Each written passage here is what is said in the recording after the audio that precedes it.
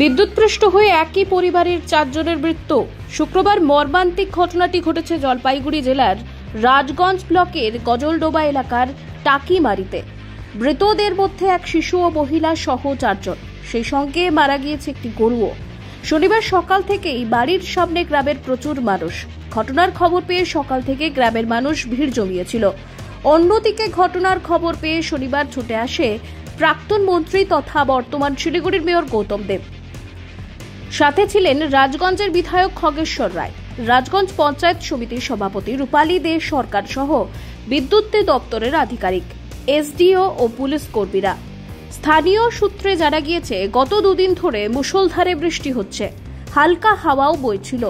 সেই সময় হয়তো পরেশ দাসের বাড়িতে বিদ্যুতের তার গাছের স্পর্শে আসে, তবে সেটা পরিবারের কারোর জানা ছিল না।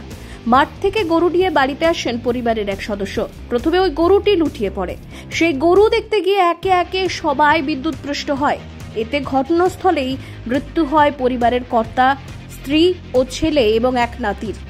মেয়র গৌতম দেব ঘটনাস্থল পরিদর্শন করার পাশাপাশি পরিবারের লোকেদের সাথে কথাও বলেন। গৌতম দেব এ বিষয়ে জানায়, খুব মর্মান্তিক ঘটনা, একই পরিবারের 4 জন মারা গিয়েছে। মুখ্যমন্ত্রীর নির্দেশে এসেছিলাম, পুরো বিষয়টি মুখ্যমন্ত্রীকে জানানো হবে। আমরা অত্যন্ত দুঃখিত, মর্মাহত। গতকাল মাননীয় মুখ্যমন্ত্রী তিনি আমাকে নির্দেশ দেন যে এই দুর্ঘটনাগ্রস্ত জায়গায় যাওয়ার এবং এদের পরিবারের পাশে দাঁড়ানোর। বিদ্যুৎ মন্ত্রী অরূপ বিশ্বাস ফোন করেছিলেন, উনিও রাতে আমাকে বলেন যে এখানে আসতে পারলে ভালো হবে। তারপর রাত্রেবেলায় প্রশাসনের সাথে যোগাযোগ করে সকালবেলাতেই চলে এসেছি।